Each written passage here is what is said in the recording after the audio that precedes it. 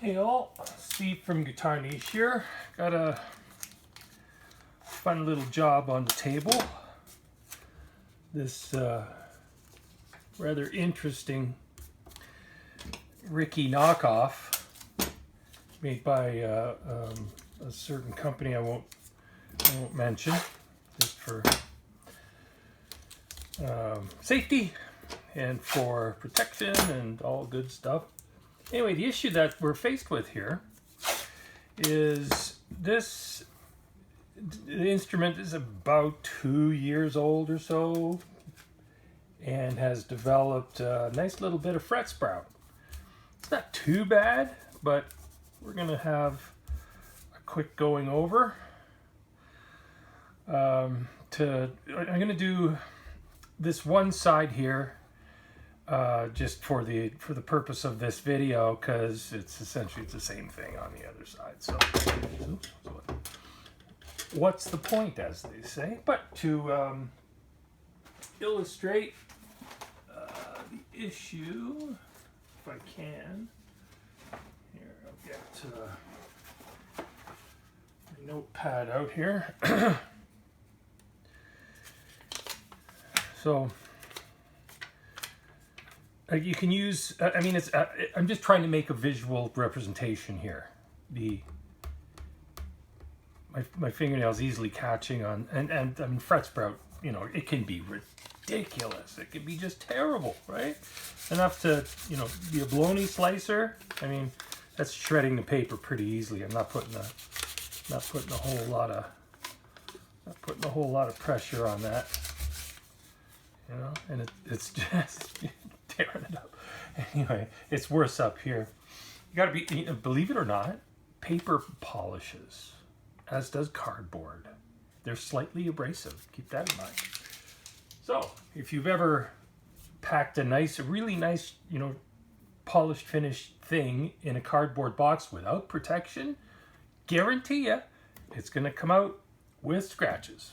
And that's, you know, not just from dirt, it's from the fibers in the coarse paper type products. Anyway, I digress. So I got one of my favorite files here. I do have, by the way,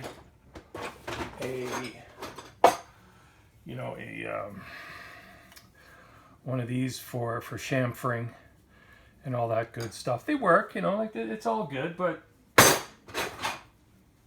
I like control with certain, you know, tactile feedback. Right, so, and I realize there's stuff in the way here, so I'm going to be very, very careful how I do this. And I'm using my thumb. The side of my thumb here is actually on top of the frets here, and I'm using that as my stopper for, you know, to keep things under control, you might say.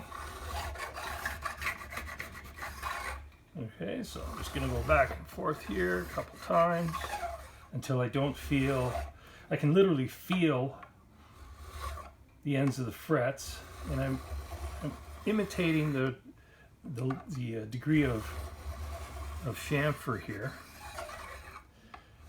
Okay, now the thing with fretwork is the closer you get to the net or the body, the tighter the frets get, the more work you got to put into it. This takes much less work than, say, when you get down here, simply because, like, just surface area, right? So you'll find that you know, doing any kind of fret work is going to be. I'm gonna clean up these frets afterwards too. Any kind of fret work is going to be magnified as you get towards the body. Okay, so that right off the bat, that feels fine. I would do the same process, that is this file, on the other side. Okay, but I'm just going to expedite this for the sake of time, etc. I want to explain one little thing, why I like this particular file. And I said this maybe once or twice in other videos, but certain files will have certain negative qualities inherent in their production, but are great assets when you use them. And this particular file, if I is not flat. It's got just a hair of a dip in it, a little bit of a bend, about a third or so of the way down in the actual file surface. On the other side, it's flat, but this way, just a little bit of a tip up down here. Okay, that's great because what that does is it gives you clearance as you work your way down, so you never get this drastic knocking from a totally flush or flat tool. Anyway, enough of that. On to the next one.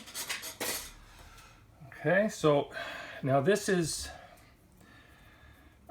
something I've been using for literally decades. It's as far as the fine file tools go, man, if I lost this, I'd be heartbroken. I'll tell you that. Let me get this a little clean, it's a little clogged. But the reason I use this so much is for the same reason as the other one. Moreover, this has the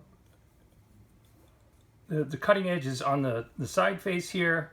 The flat space here is smooth, and reverse on the other end. Moreover, the great thing about this particular file, and the point here is that tools with issues can be your friends. This actually has a really nice tip up on the end, which is golden for this kind of work. So at this point, and it's a pretty fine file, so I'm just going to round over these fret ends. We're not going to do any hemispherical work or anything like that. All we're doing is just knocking off that sharp edge on the corner of each fret that is left over. Okay, very lightly, because we're going to go back and we're going to clean things up. Okay, you can take off a lot of material, and if you do one and it looks bad, you got to do them all so they look even. That's the beauty of this kind of process. Okay, and depending on the frets, you might have more or less work to do. Some fine frets or thin frets can they can have certain other kinds of issues. These frets are rather soft. This is a super cheap copy, and it's got some issues, let's say. Okay, so here we get into the interesting part here, because I want to make sure. This is why I got the tape on there. Okay, and you see, like, the again, to reiterate, the surface here, this surface is it's not cutting surface. So as I ride over that's why we put that there. As I ride over the end of the fret, I can, I'm not scratching the fretboard of the binding. Okay, and that right there is night and day. Now, if I wanted to take that further, I could semi-bevel even more, so that the tip of the fret is not super square, but really rounded over, literally like the end of your finger, without going into the hemispherical thing again, where you round the entire surface. Now, on to the next bit, which is getting a little bit of polish action. You notice I'm not using any masking tape or anything like that. This type of job, the binding will clean up fine, the wood will clean up fine, and the fret ends will clean up fine, all without having to go through the process of masking. If this was, say, a finer instrument, or something with an aged finish that was delicate, or a painted fretboard such as maple or something like that, that would be a different story. So already we're seeing like a night and day sort of thing. And if I just, this is, by the way, this is Micromesh 1500, which is a great starter for polishing frets. I mean, you can get, you know, from here out the door, and the frets will look just peachy. But I have these you know, in various grits up to like 8,000. I mean, you can get like a super high polish. Depends on how much, you know, you wanna put into it. To, you know, if it's your own guitar, have at it, right? But doing this for clients, I do a really good job on it, and they're always happy, and that's their happy medium. Because otherwise, I gotta charge them more. Not everybody wants to pay for, you know, the extra time. When it's a cheap instrument, it doesn't make sense. Cheap but fun, kitschy. In this case, it's certainly, there are some descriptives for this instrument. Anyway, so that's more or less cleaned that all up. It's really that simple. You know, I don't know if it would stand the nylon test. That is, you know, the women's nylons, that the sheer, super sheer. I bet you it would, though, because like it's really smooth. It's nice and smooth. Nice and smooth. Anyway, so to finish up here, I would repeat this process or processes incrementally on the other side here, and at the you know, once this other side is done, then I'll go back and I will polish the frets. I have a whole, you know, method of polishing frets. There's many different ways. I always look at it like efficiency. What's going to give me the best result with the least amount of effort? And at the end of the day, the frets have to look and you know, they got to look great. They have to work great. They can't have, like, you know, scratchies and cutting marks and stuff in them. You know, that's just no good. Anyway, I'll give you like a real quick primer on this. So I'm going to go kitty corner. Just use this end of the neck here just for an explainer really quick. So what I'm doing is I'm going this way, and then I'm going this way. So I got a cross-cut thing going on there, right? And then I might go this way, and then I might go this way. And at the end of the day, again, there's no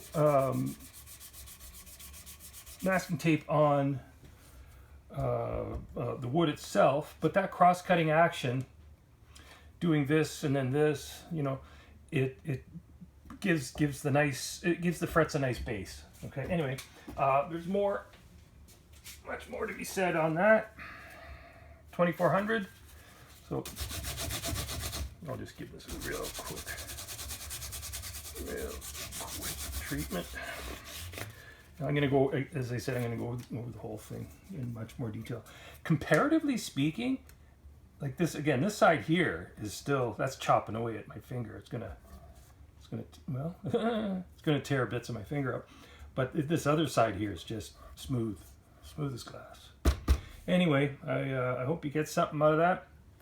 Oh, there's still some cleanup and stuff to do, little bits of shavings and all that, but I'll get rid of those.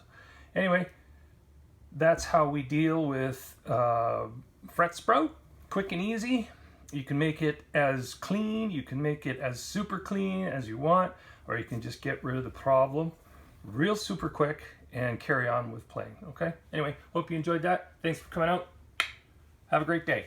Like and subscribe.